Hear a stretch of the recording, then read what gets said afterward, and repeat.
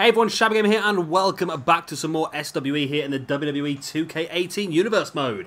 We are back with another weekend special. Today is all about the Money in the Bank. Just two matches for you here this evening. Two 6-person ladder matches, one male, one female.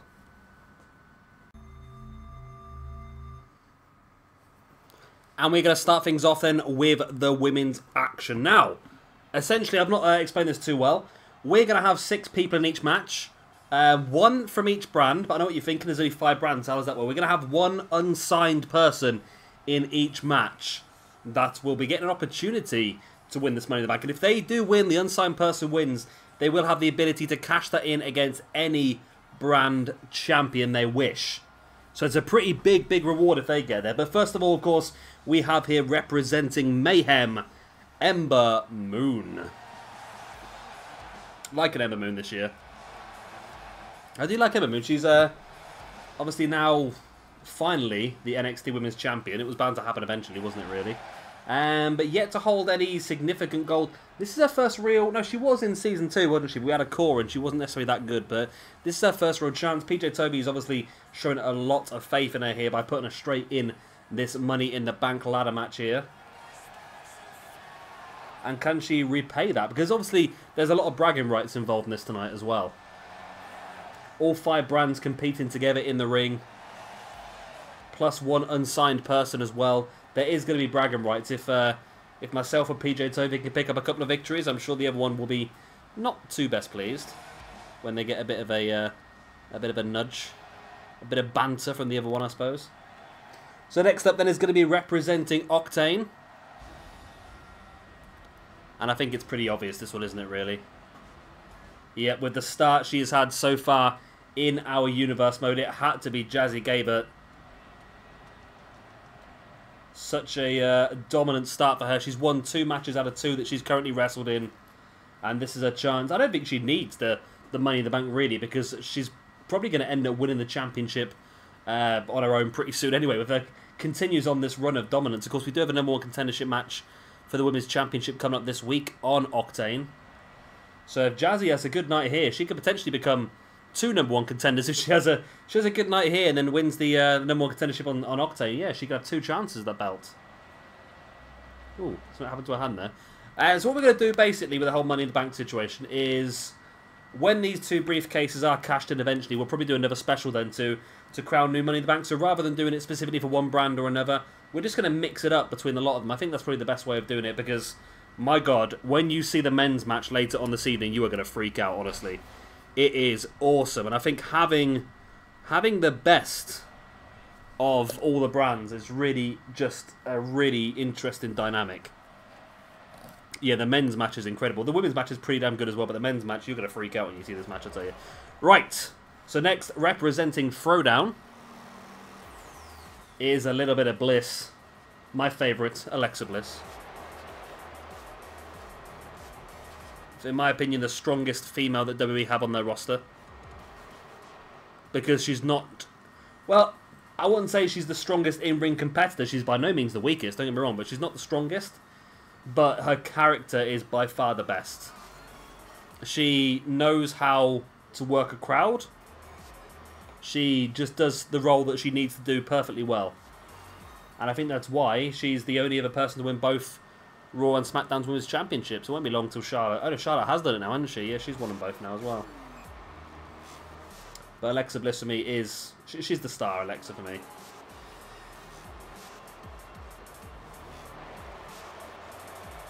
And hopefully...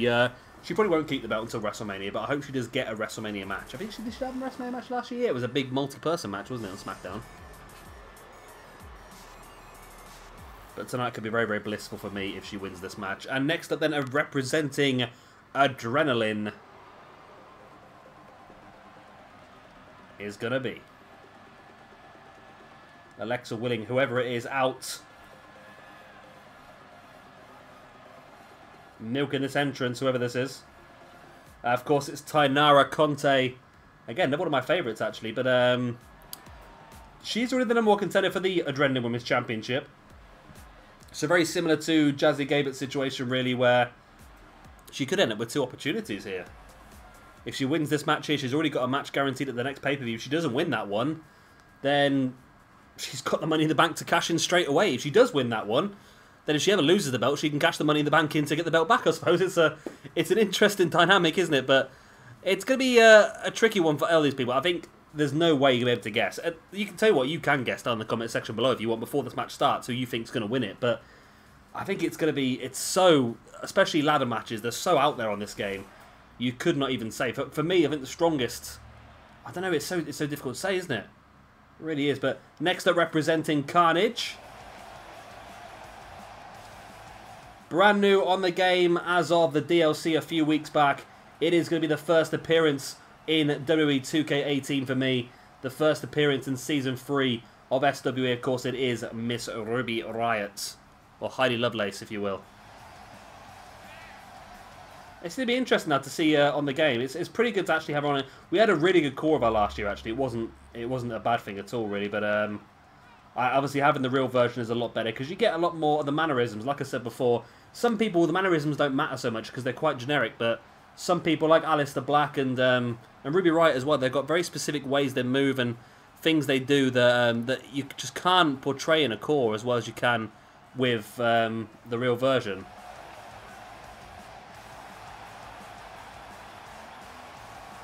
And it's nice to see Ruby Riott's up on SmackDown now as well, isn't she? Which is good.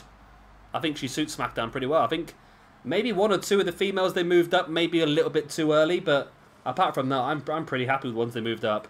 Alright, and then our sixth and final person in the match from the unsigned pool is going to be Bull Nakano. Now, Bull Nakano is a legendary female wrestler. Rocking the hair of, what was that guy's name? Johnny Vegas? Not Johnny Vegas. Yeah, what was that guy's name? The old kids' TV program. I can't remember what his name was now. He had the massive hair. I can't remember what his name was now. It was like Johnny, wasn't it? What was that? I'm gonna have to Google this now. Oh, who's kids? What was his name? What the hell was his name? Oh, this is gonna bug me now. It's not Johnny Vegas because Johnny Vegas is someone completely different. I thought it was Johnny someone though. There he is. Johnny Bravo. Johnny Bravo, that was it. The big blonde hair sticking out like that. Yeah, rocking the Johnny Bravo look. But she is a force to be reckoned with. And like I said, from the unsigned pool, it was another one of those sort of people that me and PJ Toby never really thought about having on the draft because we didn't think we'd be able to get a pretty good core of her. Now we have actually got a really good core, so we're going to have to try and work her in as we can. But if she wins this match, of course, she's going to work herself in, really. I'll give you a bit of a bit more information on Bull Nakano. It's actually a pretty good core, actually. It's a very good core when you look at it. She wrestled mainly in Japan before moving to North America in 92 to 96. She worked with WCW, World War III pay-per-view. Had a feud against Alundra Blaze in WCW, which would have been pretty interesting to watch. So never really did much in WWE, really. And she retired in 97 due to injuries. So, yeah, quite a legendary wrestler. Wrestled from 1983 through to 1997. So as you can imagine, she had a very, very long and prestigious career over, mainly in All Japan. She has actually won the All Japan Championship. And the Junior and the All Pacific. She's won like nearly every single Japanese championship. And that's not just women's, that's men's as well. She won the Women's Championship in CMLL as well. And no, she was the WF Women's Champion at one time as well. When was that then? I didn't read that. 1994. Yeah, she made her way to the United States and competed for World Wrestling Federation, debuting against Luna Vachon. Competed against Women's Champion Alundra Blaze in 94 at SummerSlam, but failed to win the title. She eventually defeated Blaze for the title on November 20th, in Tokyo for the Big Egg Wrestling Universe event. That's a bit of a weird name, isn't it? She held the title for roughly 5 months until losing to Blaze on April the 3rd, 95 on an episode of Raw.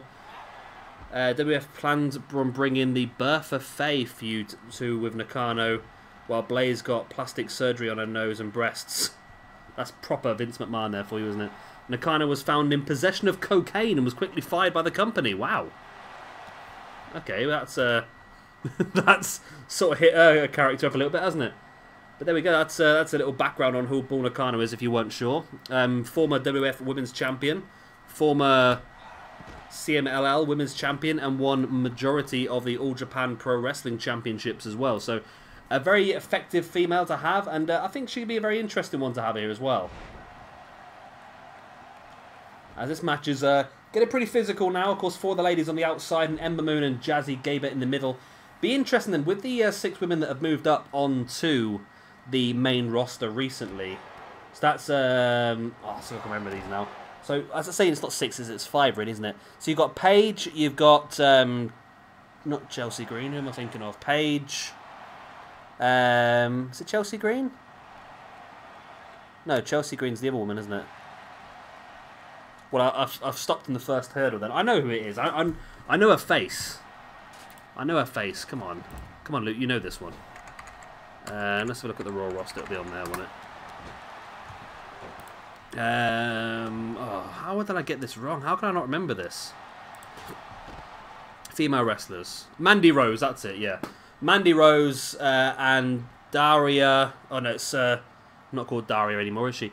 Sonya Deville, the MMA style. So they moved them up.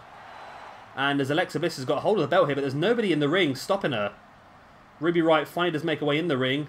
Climbs the ladder and does catch Alexa Bliss at the top. That was risky, that. Alexa almost pulling the briefcase down. So yeah, with Sonya Deville and Mandy Rose, who didn't really do much on NXT anyway, did they really? Moving up onto the main roster. Look how short Alexa Bliss's arms are. she was just dangling from nothing there. And of course with Ruby Riott.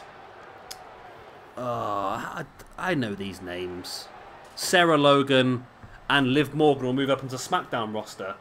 That's 5 women taken from NXT, and you'd think they might be able to bring in a few more of the wrestlers then from the Mae Young Classic. Of course, a lot of them already wrestle for the company anyway. Io Shirai has gone for the championship, not Io Shirai. Kairi Sane has gone for the championship straight away. Who's on the female roster now? So according to this, the NXT women's roster is Aliyah, Bianca Blair, Billie Kay, Ember Moon, Kairi Sane, Lacey Evans, Nikki Cross, and Peyton Royce. Now I'm surprised that Peyton Royce and Billie Kay weren't 2 moved up. If for me, if they were going to go for this trios, I would have moved Paige, maybe Paige, Ruby Riott, and Sarah Logan maybe onto SmackDown. And I would have brought up Peyton Royce and Billie Kay and aligned them with Emma as an Australian trio. That's what I would have done. But I'm supposing they want to keep the likes of Peyton Royce, Billie Kay, Ember Moon, and Kairi Sane and Nikki Cross to have a really strong women's division at NXT still, while trying to bring through a few more of the women. So there's a few more women that, of course, don't wrestle that much. So you've got Abby Leif, Dakota Kai. Shayna Baszler's now signed officially. Tainara Conte. So there's a few of the ones that could definitely move up. And there's a few more in there that I don't recognise. Oh, Rhea Ripley as well. So there's a few more that could definitely move up onto the NXT roster. So, yeah, it's an interesting way of doing it, isn't it? But I'd like to see a few more of the new women in NXT. I'd like to see NXT move up to a 2-hour show, to be honest, because they've definitely got the talent. Tainara Conti throwing Ember Moon off the top of the ladder. Now trying to hold that briefcase. Alexa Bliss with the punch in the back, and Alexa now dragging Conte down. Yep. But that allows Ruby Riott to grab a hold of the briefcase. What a great debut it'd be for Ruby Riott in Season 3 if she can pull that briefcase down. And the first time we're using her proper character model as well. Tainara Conte and Alexa Bliss into the corner. I better start talking about the match now, I suppose. I've been babbling on about a lot of crap so far, but I've been away for so long. There's a lot of stuff I want to talk to you guys about, you know. I've been ill for a few weeks. I'm still not 100%, but I'm getting there. I'm definitely getting there now. Nakano now sent. This is an interesting battle, this one on the outside. Bull Nakano versus Jazzy Gabert. That is a very interesting battle.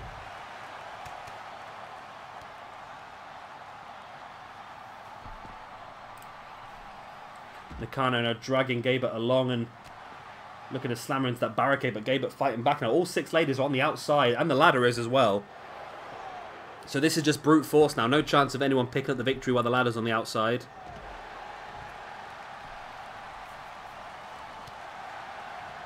Alexa Bliss and Ember Moon on the inside. Now Alexa throwing Ember Moon over the top and spearing her off the apron.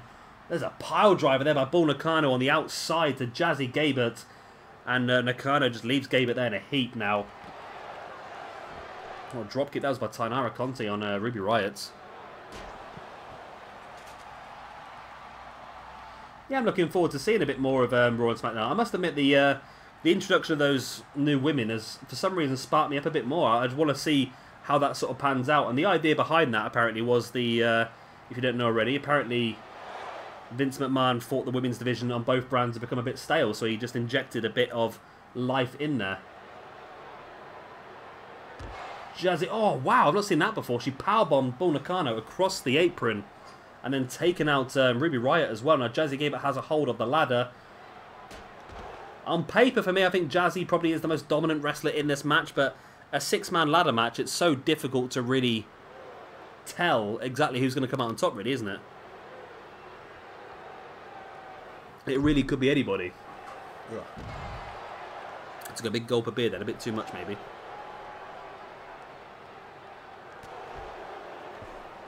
Well, that's pretty good. I've just seen on Twitter just popped up beside me, and I said before I follow quite a few of the core makers now on Twitter, and they've made a brand new Liv Morgan, which looks absolutely perfect, so we'll get that. And there's a Sarah Logan on the way as well, so Sarah Logan will have to come into our universe mode at some point as well. We're trying to have a much stronger women's division this time. We will have more women's stuff going on. I know some people are not necessarily interested in women's wrestling, but some people are a lot more interested in women's wrestling, so we'll try and get something for everybody. Of course, if there is something that we're missing that you guys want to see, then let me know in the comment section below. We can always, like I said, I think doing these specials has given us the option to really spread things out a bit and do more specialised things here and there. Like we do have some plans for other ones to do. Just to give you a little insight, we've got things like Monday Night Wars special. We've got a I want to tell you some more without making too many spoilers, because some of them are going to be situational. I think they're doing a special on Christmas Day and New Year's Eve as well. We'll do those. What else have I got planned? Legends of WrestleMania, so replaying some of the best WrestleMania matches in history. Maybe an old school versus new school style one, having maybe like some older wrestlers versus some of the new generation. And just a few things like that, just to sort of mess things up a little bit. We've got maybe a special from different countries, so maybe going and running a special from maybe a Progress or an ICW arena in Britain. Maybe doing a Japanese one, a Mexican one, Lucha Underground style thing, just sort of showcasing some of the best wrestlers. Oh, Bull Nakano is top of the ladder. There's nobody anywhere near her. She's got a chance here. Ruby Riott is making her way into the ring. Is Bull Nakano going to pull this down? Ruby Riott's trying to climb the ladder, but Ruby Riott is struggling here. And Alexa Bliss trying to push the ladder over. Nakano trying to keep that ladder stable. Alexa just does not have the power to push this ladder over. Bless her, Alexa. She's a dinky thing, isn't she, really? She just hasn't got the strength to push these two ladies off this ladder. Nakano here just hammering Ruby Riott. And Alexa's just trying over and over and over and over again. And eventually Alexa's just going to drag Nakano off the top of the ladder. Oh, there it goes. And Alexa going to now try and push Ruby Riott off there. And Alexa does finally push it over. Brings Ruby Riott down into a powerbomb. And that was a good chance there for Bull Nakano to pull that briefcase down. I'm surprised she didn't, to be honest. And now Alexa is all alone in the ring. Ruby's in there, of course, but she's grounded. Alexa... I love the fact she's so short and she can't reach the briefcase.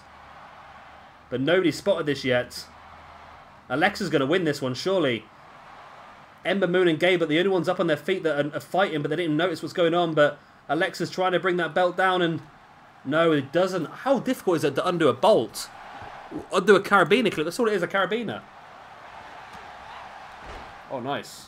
Ruby Riott with a clattering right in the back of Alexa Bliss, brings her down. And Riott now again with the clubbing blow in the back of Nakano, but it's just not doing any damage. Nakano's just a force, and they're trying now to push the ladder over, and eventually, oh my god, Nakano came down on the top of her head there. Maybe that's why she had the cocaine, you know, to try and ease up the damage of that bloody being dropped on your head off the top of a bloody ladder.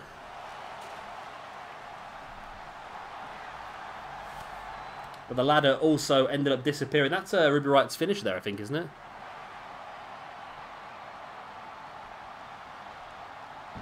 I think that is Ruby Riott's finish, that kick.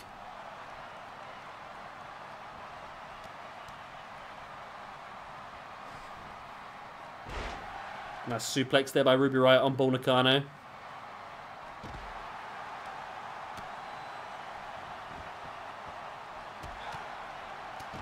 Nice elbows right in the forehead by Riott. And nobody's really going for the ladder at this point in time. It's a weird way the thing this works, isn't it, really? I like the fact that the matches don't end too quickly. I think that's good. Oh, nice spear there by Nakano off the apron. Alexa just slamming the ladder right into the side of the head of Bull Nakano. Alexa's got a chance. Why didn't you climb the ladder, Alexa? She's taunting Bull Nakano. She should be going up the ladder. She just drops her knees right in the gut, and then handspring knees in the gut as well. And now Jazzy Gabbert's at the top of the ladder, hand on the briefcase. Alexa's up there trying to punch her in the gut, and Ember Moon kicking her in the back, and eventually Gabert lets go of the briefcase. But she's not letting go of the ladder, is she? Just slamming the head of Alexa Bliss into the ladder and then throwing Alexa Bliss off the top, and eventually Ember Moon managed to pull Jazzy off the ladder. Jazzy is a real force, isn't she? Gabert now taking Ember Moon up into a powerbomb. Wow. And Tainara Conte walked in the ring and went, nope, I'm not having anything of that, and walked straight back out and decided to kick Alexa Bliss in the head instead. But now Gabert has a hold of the briefcase. This is a good chance here for Gabert if she can pull this down. And I think she has. She has. Jazzy Gabert gets a hold of the briefcase. I actually got that right, you know. I said on paper I thought she was the strongest, but you could never really tell on these ladder matches. And Jazzy Gabert from Octane, one of my brands, gets the victory, and she is Miss Money in the Bank. Like I said, it's not going to be long before she gets herself a championship match anyway, but she's guaranteed one even quicker now. She is part of that #1 contendership this week as well, so that's an interesting one. Whether she'll still go for that, I'm sure she probably will, because she'd have 2 opportunities then to really showcase her talents. But it was a really interesting match. It was quite a good match, actually. Sometimes the 6-person ladder matches can be really iffy, but this one, although it was a bit of a longer match, it lasted a good 25 minutes. For me, it was a pretty good, full of a lot of action. We talked a lot of random bullshit on the way along as well, so I mean, we did pretty well. And there we go then. Your winner of match #1 and your female Money in the Bank, Jazzy Gabert.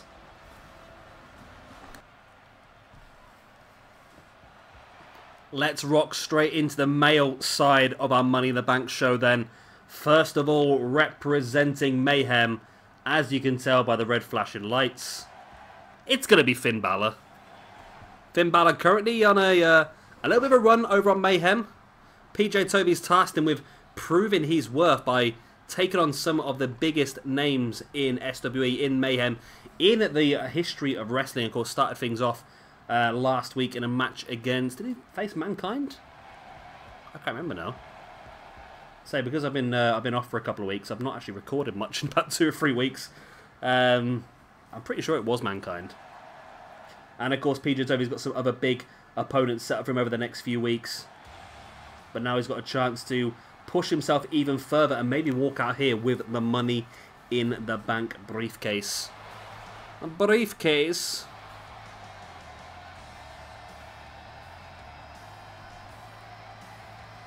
I knew PJ would pick Finn Balor just to annoy me because of how long his entrance is. There's only so much padding I can do, PJ. So much padding I can do. So Finn Balor's been rocking quite a few different attires recently as well, which is pretty cool. I like that. I really do. I think the whole the attire of Finn Balor is such a nice interchangeable one that you can really have some really, really cool looking stuff. And we have used quite a few Finn Balor's already. We've used a Halloween one, of course, for Halloween Havoc. We've used a Samurai one for when he faced off against the Great Muta. And of course, he had the special Cactus Jack Mankind themed one when he faced off against Mankind on Mayhem a couple of weeks back as well. But it's rocking the standard demon here this evening.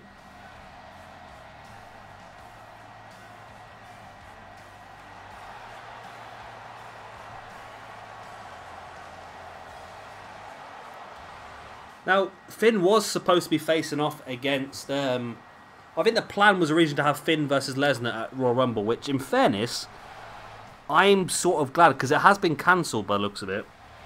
And it's been cancelled because Vince didn't believe that Finn was over enough. And to be honest, I'm pretty happy it has been cancelled, because I don't think it would have been a match that really would have helped Finn Balor moving forward. I feel like it's a match that Lesnar, for me, Lesnar's destined to keep a hold of that championship, and he's destined to lose it to Roman Reigns at WrestleMania. That is what's going to happen. Roman Reigns will win the #1 contendership for that championship at Elimination Chamber, which is a Raw-only pay-per-view. You'll have a SmackDown man will win the Rumble, leading to... I'm hoping... See, my dream would be Nakamura wins the Rumble, and AJ holds the championship until Mania. Nakamura versus AJ Styles in the main event of WrestleMania is what the people want to see. Roman Reigns versus Brock Lesnar again, although it's probably not going to be a bad match, because those two can generally put on a decent enough match, but there's just not enough in there, is there, for me? It's just a little bit iffy here and there. But yeah, I'm disappointed Finn got taken out of that match, but at the same time, I'm happy because I don't think it would have helped Finn at all. And here we go, representing Octane, trying to make it 2 out of 2 for Octane here this evening, is Mr. Kenny Omega. Kenny Omega-san. Kenny Omega! That's what happens when you watch New Japan. Kenny Omega! Is that a little bit racist? I don't know. I'm quite sure, to be honest. If I have to... That's the way it works, right? If you have to ask if something's a bit racist, it probably is. So that is the risk that you have to take, I suppose. You don't have to take the risk, do you, I suppose? But, yeah, it's... Yeah, it's probably... If you have to ask, it probably is racist, yeah. Well, it's not... If you do an accent, it's not racist to do an accent, surely. Though surely I'm not racist anyway. I'll put that... I'll say that out clearly now. I'm not racist. Normally. I'm just going to shut up now because I'm just doing myself bad here. Wow, that's bad actually. I've just realised how dodgy that Kenny Omega face is. They look really good when you download these people. They look so good because they don't give you a chance to look at them properly. You get the little tiny window view. I'm struggling with Omegas. There's a lot of decent Omegas, but trying to find one that's very, very good. I'm sure I'll have to have another dig around and find a better one because that one... to me, looked better, but it still looks a little bit rough. And here we go then, representing Throwdown in this 6-man ladder match, Money in the Bank style, is going to be Mr. Shinsuke Nakamura. Of course, only wrestled yesterday in our Throwdown pay-per-view, defeating Chris Benoit. And now has his chance here. If he'd won his match in the very opening episode of Throwdown, of course, we would have had Nakamura versus CM Punk for the championship, but of course he did lose that match. But winning last night against Chris Benoit has definitely pushed him back in the right direction, and this ladder match could be even better for him. I feel like Nakamura is going to be very, very close to a championship match anyway, because of, I think he's second highest in the rankings, only behind the champion CM Punk, so he's going to end up becoming #1. I might not even do a #1 contendership this month. I might just go straight for Punk versus Nakamura, to be honest, because that is the match that I want to see. I might try and just do a rivalry between Punk and Nakamura. Do it that way. Because that, for me, would be a match to really just push forward to the next pay-per-view. That would be a match that I would love to see at the next pay-per-view. I'm running low on beer. I should have got another one out before I start recording this match. That is the risk, isn't it? When you run out of beer, it's always dangerous.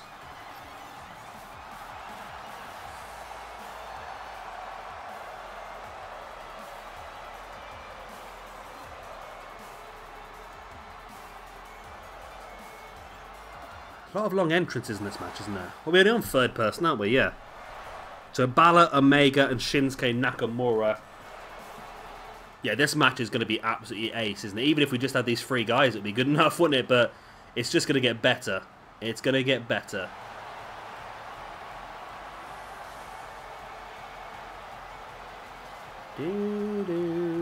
Yeah, I think I would love to see Nakamura versus AJ Styles at the next WrestleMania, but Nakamura's not had the best time so far since moving up onto the main roster. He's had a couple of clean losses to Jinder Mahal, so he lost that feud against Jinder Mahal, which is not what you should do. You should be bringing Nakamura up into the main roster and using other people to put under Nakamura, because he had so much momentum coming forward from New Japan, so much momentum coming forward from NXT, and then they just halted that momentum straight away by feeding him to Jinder Mahal. And let's face it, I don't think the whole Jinder Mahal thing has worked out necessarily as well as they thought it was going to. He's not really gained as much. Merchandise sales as they thought he was going to across India and so forth. If Nakamura had been pushed to the stars, he is instantly likable. He is someone that you are gonna buy T-shirts for. He's someone you are gonna buy merchandise for because he's just that naturally charismatic.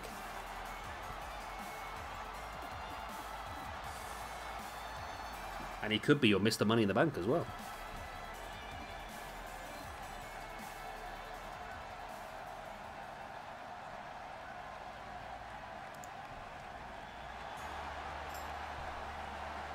So next up then, number 4, representing Adrenaline,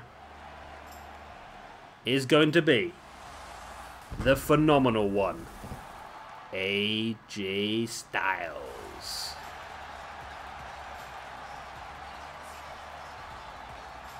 Now this is going to be very interesting. We've got a very New Japan feel going on so far, haven't we then? Balor, New Japan alumni. Omega, New Japan current. Shinsuke, New Japan alumni. And AJ Styles, New Japan alumni as well. And there's still 2 more people left in this match. We'd be happy with a fatal 4 between these 4, wouldn't we? But there's still more left.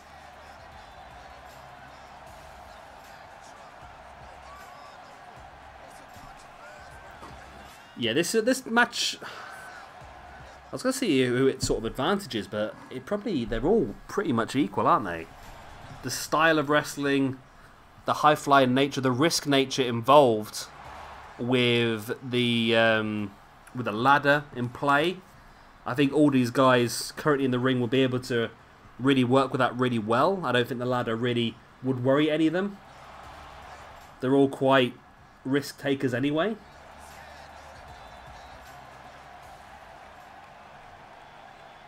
Then the next person, number 5 in this match, representing Carnage, is going to be Mr. Seth Rollins. Yep, this match just keeps getting better. Just keeps getting better. There he is, Seth freaking Rollins. Of course, one half of the tag team over on Carnage alongside Dean Ambrose. Pretty interesting, actually, having the Dean Ambrose and the Seth Rollins tag team. We've not actually used them yet, I don't think, have we? No, I think they're due for their debut this week, I think. I think so. I got Chelsea Green mixed up with the other lady, didn't I? Oh, I've forgotten her bloody name again, because I keep thinking her name's Chelsea Green. I've forgotten her bloody name again now. I'm not going to open anymore either. Ah, it's going to bug me again. Oh, it's Rose. Mandy Rose. Mandy Rose. I keep getting Mandy Rose mixed up with Chelsea Green. And Chelsea Green, of course, is Laura Van Ness over on... Or Laurel Van Ness over on TNA. And is the girlfriend of Zack Ryder. There you go. Bit of random knowledge there for you. Which probably most of you knew anyway, to be honest, didn't you? But... Seth freaking Rollins is another person who will be very, very well suited to this match style. The ladder is not going to worry him at all. So yeah, the whole dynamic between Seth and Dean over on Carnage, I think they could be potential tag team champions over there. And I think that the use, of course, Carnage, much more of an ECW style brand, a lot more weapons on the go, a lot more gimmicky matches, and I think they'll settle that quite nicely. Of course, John Moxley, Dean Ambrose, is very well suited to all weapons, isn't he, really? And your 6th and final member in this match is going to be your unsigned man, still trying to get himself a contract. Of course, he had a chance at Mystery Vortex and was unsuccessful against El Generico, and now he's got a chance here to become Mr. Money in the Bank and have an absolute free reign of who he wants to cash this in against. But I can't imagine, even if he loses here, I can't imagine it'd be too long before Mr. Mysterio is taken on by one of the 5 brands, is it really? It won't be long at all. But there is your 6 people then. Finn Balor representing Mayhem, Kenny Omega representing Octane, Shinsuke Nakamura representing Throwdown, AJ Styles representing Adrenaline, Seth Rollins representing Carnage, and Rey Mysterio representing himself, basically. As we are underway. So Finn versus Nakamura needs to happen at some point in time. We had Finn AJ, and that was a very, very good match, as we all knew it would be. And surely Vince has got to sit there and go, you know what, if I give these guys enough time in the ring and put 2 very good wrestlers in the ring together, we get very good matches. He's got to think that at some point because it makes sense. But no, we're going to go for Roman Reigns versus Brock. I'm being a bit harsh on that, you know. Roman Reigns versus Brock Lesnar is not a bad match, but is it a match we really want to see at WrestleMania? That's the question. But to be honest, I think out of anybody, I think I would rather see Roman Reigns going against Brock Lesnar, because I don't think there's many other opponents that Roman Reigns really... I think the whole thing with Brock Lesnar is Brock Lesnar won't take a lot of damage, and Roman Reigns will... it will be a bit more of an even match. We won't see a bit of a Roman ball fest where he just dominates a match and so forth. But more likely... Well, it happens quite a lot. The most annoying thing, it happened, didn't it, with Lesnar and Strowman. That was very similar, wasn't it, I suppose, if you look at it that way. Strowman dominated the match for periods of time, then Lesnar just hit one F5 and won. But yeah, I think it'll be the opposite around at WrestleMania. I think Lesnar will dominate the majority of the match, and then Roman will probably just hit one spear and end up winning the match and winning the championship and that sort of boring stuff. But if that's what they want to do, I think he is selling quite a bit of merchandise with the kids, so I suppose we can't moan too much. It's paying the bills, isn't it, I suppose. Finn, a nice gutbuster on Shinsuke Nakamura.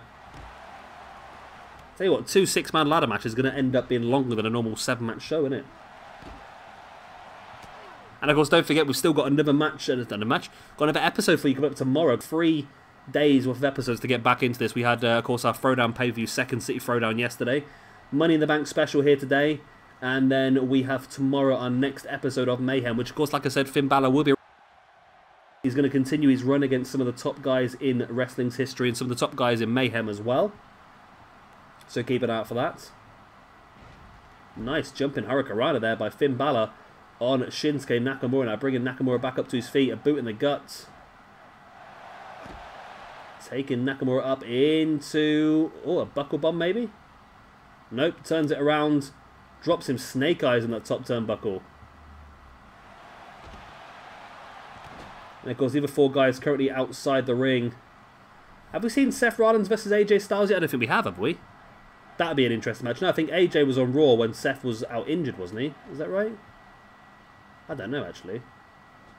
Have we seen Seth versus AJ? I don't think we... That would be a really good match, actually. That would be a really, really good match. A match that maybe we can look at doing at some point here in SWE as well. We'll do King of the Ring at some point as well. Oh, nice. Nice there by Omega with the underhooked brainbuster. Quite a common move used by some of the top guys in Bullet Club over the years. Nakamura now hitting some big maneuvers. Here, that spinning heel kick off the top rope. Nice Falcon Arrow there by Seth Rollins on Kenny Omega on the outside. That'd be a cracking match as well, wouldn't it? It's amazing. When you start to merge the brands together like this, you really can make some really super dream matches. Maybe we should do a dream match special at some point as well. And there's... Oh, Nakamura got annoyed there. He was going for the Kinshasa on Finn Balor, and AJ Styles just came in and took Finn Balor out, and he took Nakamura out as well. So Finn is alone in the ring with a ladder. He's up there. He's got a hold of the briefcase. He's trying to unhook the carabiner, which should take about 2 or 3 minutes to do so. Nakamura climbs that ladder to meet AJ in the top, and a few big right hands. Both guys now fighting Ray's in the ring. Ray decides that he's not strong enough to push the ladder over, so he's going to go after Finn Balor instead. And there goes Nakamura off the ladder, and AJ's going to go for the briefcase again. Now Ray decides that he's going to have to interject himself, as does Kenny Omega. Ray's still really struggling here to try and get AJ down. Ray's really just hasn't got the power, has he? Come on, guys, work together, otherwise the AJ's going to win this one. There we go. Finn and Ray working together now, and they do push the ladder over. And Omega brings AJ down into the electric chair drop.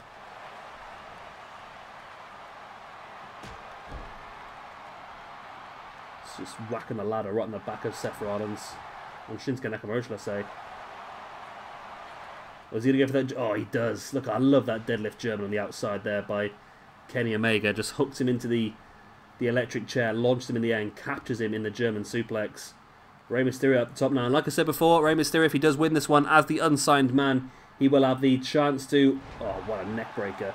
He'll have the chance to cash it in against anybody. Finn, what a splash to the outside on Kenny Omega as well. And Seth Rollins completely missed the springboard. AJ's going for it here. AJ just trying any chance he can. He knows the quicker you can get the briefcase, the better it's going to be for you, I suppose. You've got to try and catch people unawares, haven't you? Nakamura just trying the forearms in the back of AJ, but AJ's not budging, and Kenny Omega joins him up there in the end. Oh, wow. That worked out so well for Kenny Omega. He just punched AJ off the top of the ladder, and he landed right on Nakamura, giving Omega a few seconds to try and unlock this carabiner. But Seth with the forearms in the spine of Omega. Omega not letting go, and again, Seth with the forearms in the spine. And again, Omega just not letting go, and it finally does have to let go of the fourth forearm in the spine. And now Finn and Seth pulling that... Whoa! There was some funky action going on there. That's a springboard ladder attack. Nice boot in the face there by Seth. And again, a lot of people in the ring at the same time. Now all 6 guys were in the ring for a brief second. Then there were 4. Then there were 3.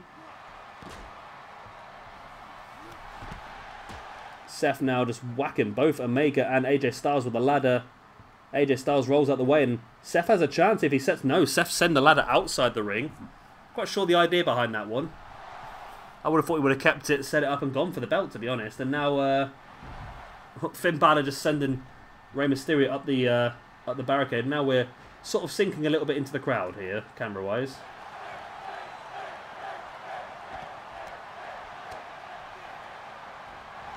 Seth now, there it is.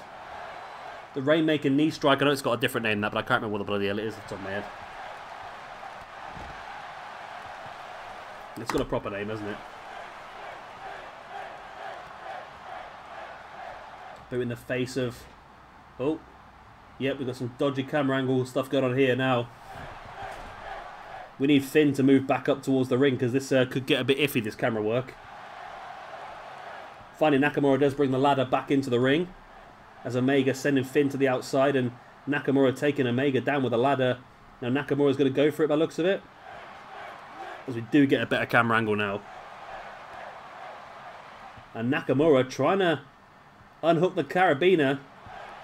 Ray's in, as is AJ Styles as well. Ray catching Nakamura at the top, and now Rey Mysterio going for the belt as AJ trying to push the ladder over, and he does. And power bombs. Oh, One Wing Angel here, attempt on the outside there by Kenny Omega on Finn Balor. Balor's going to be down after that.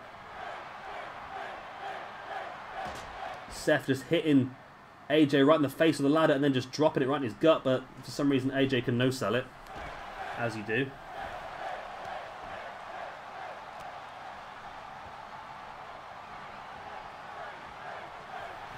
AJ taking the ladder away from Seth and then straight in the face of him as well, and then straight in the face of Rey Mysterio as well. AJ, for me, so far has looked like the most likely one to win this match.